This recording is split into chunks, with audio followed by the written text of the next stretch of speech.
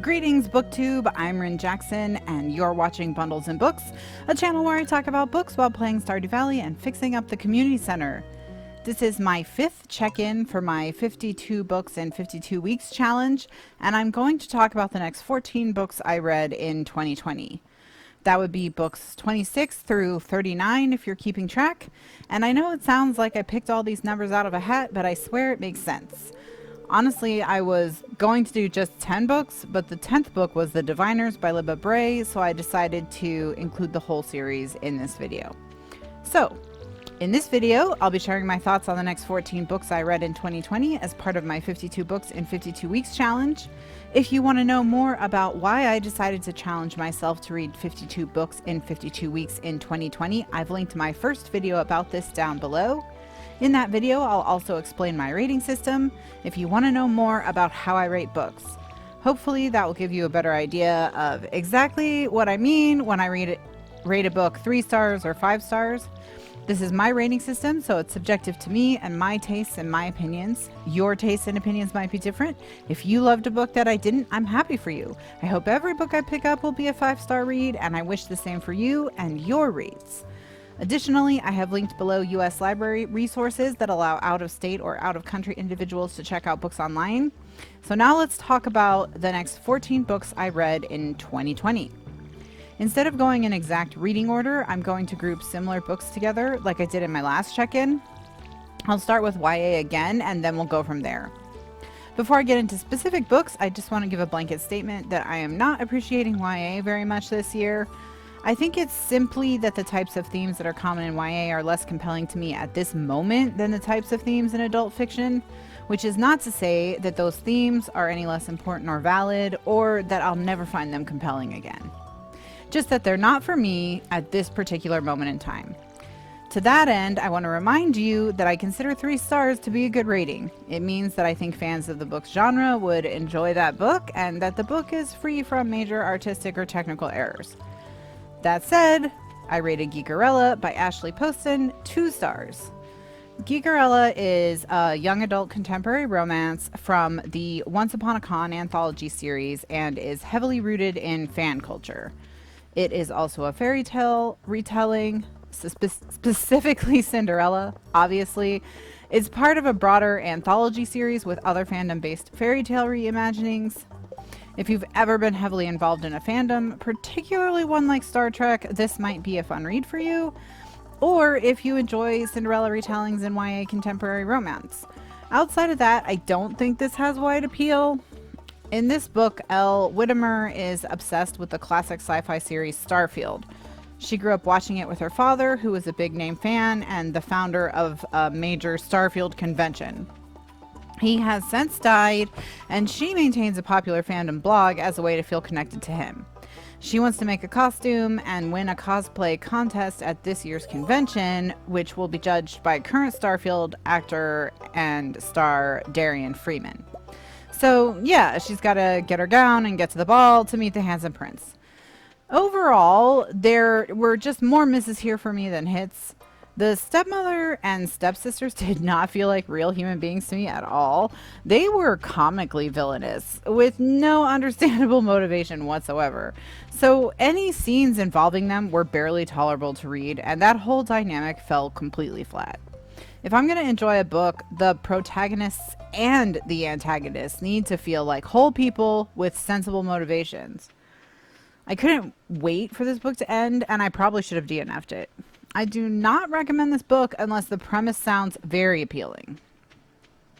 On a more positive note, I rated The Deepest Blue by Sarah Beth Durst 4 stars. This is a standalone novel in the Queens of Renthia series.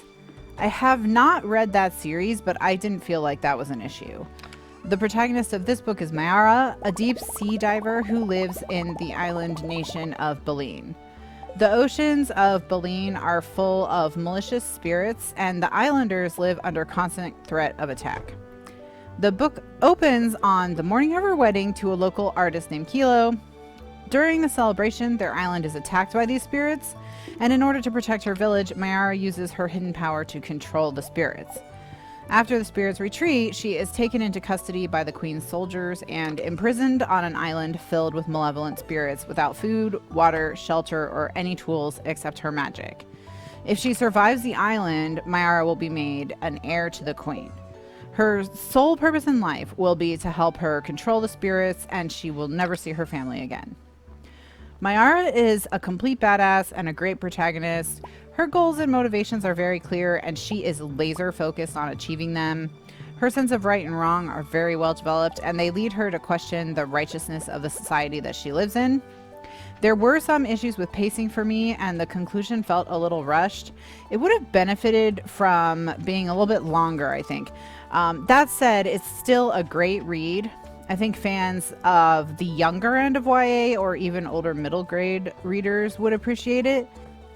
If Deepest Blue is for fans of the younger end of YA, then this next series is for the older end, the Diviners series by Libba Bray.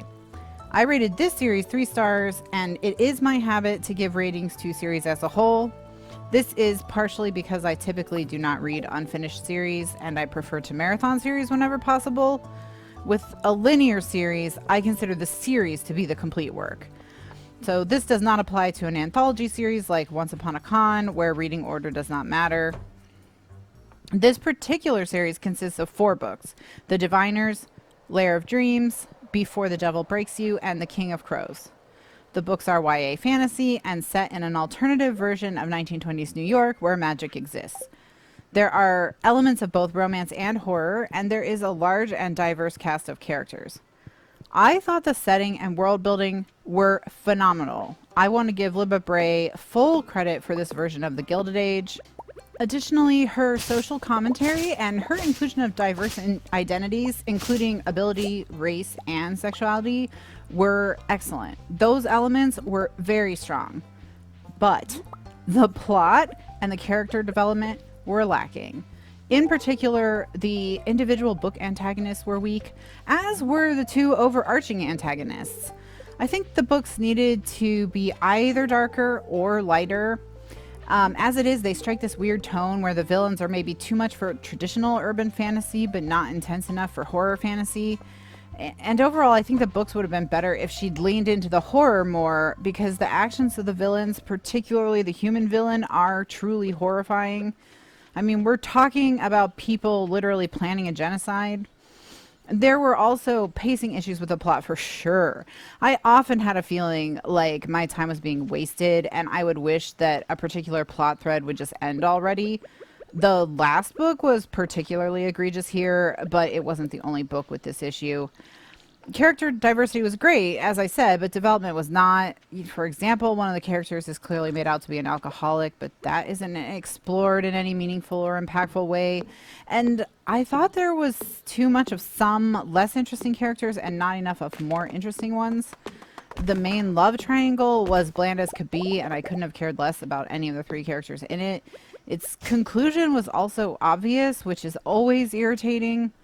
Overall, I think my feelings for the series are more negative than positive, but I'm going to give it a 3 because the world building is so strong and creative, and the effort for inclusion should be recognized. I consider a 3 a positive rating, and think fans of YA urban fantasy would probably enjoy the series, although I wouldn't necessarily recommend putting it at the top of your list. So that's it for YA. Let's move on to adult. Weirdly, all the rest of the books fall into the adult horror, mystery, thriller genres.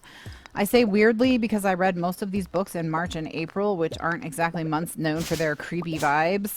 I don't remember exactly what I was thinking or what prompted this, but the next book is a 3-star read, The Chalk Man by C.J. Tudor.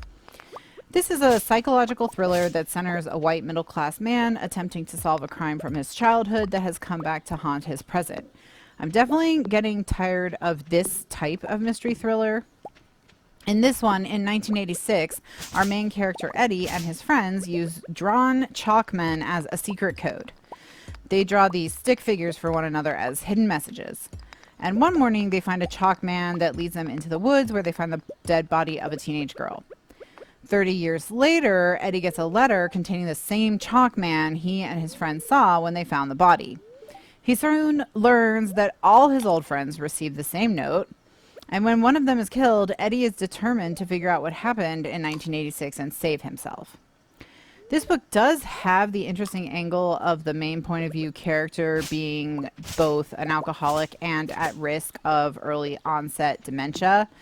This both makes him an unreliable narrator and gives him a closing window of time to solve the crime before he potentially forgets details. That aside, though, it was a pretty standard mystery thriller of this type. So if you're the kind of person that enjoys these types of books, then you'll probably enjoy this one. If it's not a preferred genre of yours, then I don't think there's anything so special about this one that I would recommend it to you. The next book was chosen by my book club. I rated it 2 stars, and we all regretted reading it. Double Whammy by Hiaasen. This book is set in Florida and centers former Miami Herald photographer and current loser private investigator R.J. Decker. He's hired to investigate potential cheating at a bass fishing competition. There's also a murder. I don't care. The plot is very convoluted, and there's a large cast of wacky characters. I'm not going to spend too much time on this one because I think it's simply too outdated to be relevant or enjoyable to most people.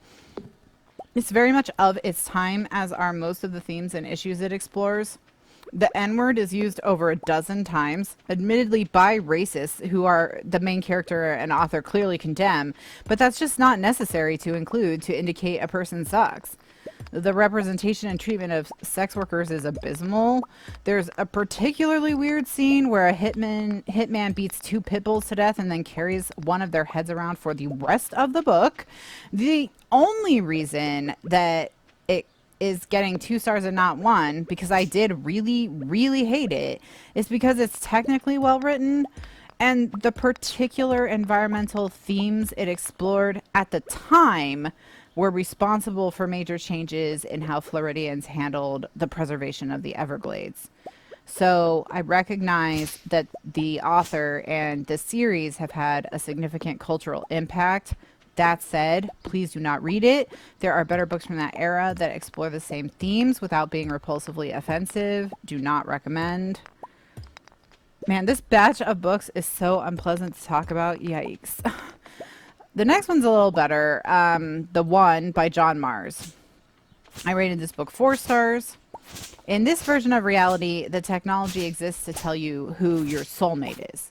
So the book follows several couples whose lives have been impacted by Match Your DNA, the company founded by the geneticist who mapped the soulmate genome. Because the technology is new, not all the implications are positive. Yes, millions of people around the world have been matched with their perfect partner. However, test results have also led to the breakup of countless relationships. They've also completely changed societal ideas and traditions around dating, romance, and love. And the 5 couples in the book all have very different outcomes from their matches. Some are positive, some are negative, some are violent, and John Mars handles the large cast of characters well. They all had their own voices and motivations, and I would recommend this book to anyone who likes mysteries or thrillers, but also to anyone who enjoys speculative fiction that centers the effects of technology on society's norms. Next, we have Pretty Girls by Karin Slaughter, which is a mystery thriller that I rated 3 stars. Briefly, regarding Karin Slaughter, I also read The Good Daughter this year. I think the discussion of that will be in my next check-in, so I won't say too much about it specifically here, but I'm pretty sure I've read enough from Karin Slaughter for now. You've probably heard or will hear me make similar statements about authors on a fairly regular basis. I want to read widely and explore a bunch of different genres, themes, and voices. So unless I absolutely love everything about an author's writing, I'm not going to keep going back to that well again and again. Not when there are other authors and stories I haven't read yet and want a chance to experience. What this does not mean is that I think author loyalty is a bad thing or that you shouldn't read deeply from a particular author. When you find a fave, stick with them. It's wonderful when you discover an author you love and they have a huge back catalog. But if an author is consistently leaving you feeling a bit meh about their books, then maybe think about trying someone different. So Pretty Girls centers 2 sisters, Claire and Lydia. Their sister Julia vanished without a trace when they were teens. The sisters have not spoken since. Claire is now the trophy wife of an Atlanta millionaire, and Lydia is a single mother and recovering addict. When Claire's husband is murdered, and there's a possibility it's related to the crimes of the local serial killer and kidnapper who has been haunting the area for decades, the two sisters decide to work together to solve the mystery of their family tragedy. Now, this book is very explicit and carries more content warnings than the average mystery thriller. The serial killer in this book is a torturer and a rapist, and that is described on the page. So please be cautious with this one. Substance abuse is also a major theme. This book is well written and free from technical errors, and I also think character design and development were solid. The main characters are clearly traumatized, and that experience influences their choices and direction. A couple aspects of the plot that I think were supposed to be surprising seemed obvious to me, but that wasn't the end of the world. I do think this is a solid thriller, but due to the explicit and exploitative nature of the depictions of the rape and torture, it's not going to be for everyone, so proceed with caution. Next is Unraveling Oliver by Liz Nugent, which is an Irish whodunit I read for my book club and rated 3 stars. The fact that I have 14 books on this list and 2 of them are for my monthly book club is an indication of how little I read at the beginning of the year. I was extremely sick in February, I moved in March, and I was honestly just exhausted and over it in April. Anyway, let's talk about this book.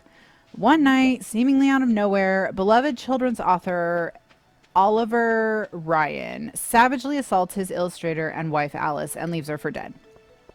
All the facts of the crime are known, so the novel is solely concerned with establishing the motive. This book takes the format of police interviews with the perpetrator and those who knew him and his victim. It's hard to discuss without spoilers. I think I'll leave it at that since it's very light on plot anyway. I found this book difficult to get through. I didn't particularly care why Oliver attempted to kill his wife and found the technique of his friends and family speculating on his motive to be tedious. If it hadn't been for my book club, I personally would have returned this to the library without finishing it and never come back to it. That said, I will give the author credit for a relatively unique format, and I think people who are interested in why killers kill might enjoy it. Next, I read Vox by Christina Dalcher, which I also rated 3 stars. This is a near-future dystopia set in a version of the United States in which women can only speak 100 words a day. Now, dystopia is not my preferred genre, particularly when it is near future in a real nation. The reason why is because very few authors have the skill to show the steps from then to now in a way that feels plausible. I would much prefer books with speculative premises like these to be set in either a hazy location or time where this is just the way things are and have always been. Unfortunately, Christina Dalcher is no exception here. I found her world to be implausible, to put it mildly, which is not to say that I disagree with her underlying themes, namely that there are those who will always seek to erode women's rights or silence women, more that I didn't think she managed to root these themes in reality. That and the book was weirdly sexist and reliant on gender norms and roles for a novel about how those ideas are dangerous in the extreme. So, for example, the narrator constantly has negative thoughts about her husband because he's not a quote-unquote real man. It's just baffling. And there's a heavy reliance on coincidence in the plot that further strained my patience. Honestly, now that I'm talking about this book, I think maybe it needs to be 2 stars because the writing is seriously flawed. And with that, I'm done talking about adult books that annoyed me. So the last 2 books from this batch I enjoyed and rated 4 stars. Bunny by Mona Awad and Night Film by Marissa Pessl. So let's start with Bunny by Mona Awad. Our narrator is Samantha Mackey, part of the first all-female cohort in her small, highly selective MFA program at New England's Warren University. And already there's some great symbolism here because rabbits or bunnies live in warrens. So there's a level on which everyone involved with this university is a rabbit in a warren. And it's also a descriptor for a densely populated area with narrow, poorly lit streets, which also helps contribute to the oppressive setting. It can be a struggle to know what this book is about before you pick it up, but I think it can help if you think of it as a Lovecraftian style horror. It's set in a decaying fishing village, shrouded in a fog. Characters get lost just trying to navigate around town. And Samantha is an extremely unreliable narrator who is either having an experience with an unknown cosmic power not of this earth, or she's suffering from a mental illness like schizophrenia. It has all the earmarks of that type of horror. The writing is excellent, and the book uses its weirdness to explore major themes like loneliness and belonging, friendship and desire, and the power of imagination. It's a great read, and I highly recommend it to those who enjoy dark academia or Lovecraftian horror, or even just weird surrealist works. I'm tempted to bump this one up to 5 stars because I loved it so much, but I don't think it necessarily has wide appeal. It's a little violent, and it isn't the most approachable book out there. The last book on this list is Night Film by Marissa Pessl. Like Bunny, there's an air of unreality to this book that I very much enjoyed. It's also a mixed media experience, and I thought that aspect was well executed. The narrator of Night Film is investigative journalist Scott McGrath. He is obsessed with the legendary reclusive cult horror film director Stanislav Cordova, a man who hasn't been seen in public for more than 30 years. His career as a journalist officially ended when he made claims about Cordova without evidence. When Cordova's daughter, Ashley, is found dead in an abandoned warehouse of an apparent suicide, McGrath suspects there's more to the story and reopens his investigation. And the more time he spends investigating this family, the looser his grip on reality gets. He is also an unreliable narrator, and he is driven to great lengths by his obsession. I loved this book, and the only reason it wasn't a 5-star for me was that it felt overlong. There were a few times when I felt a bit of plot fatigue and thought the author needed to just wrap it up, and that caused the tension to occasionally break and drift more towards boredom. It's gorgeously written, but I think it would have benefited from some editing, so it's not a perfect book.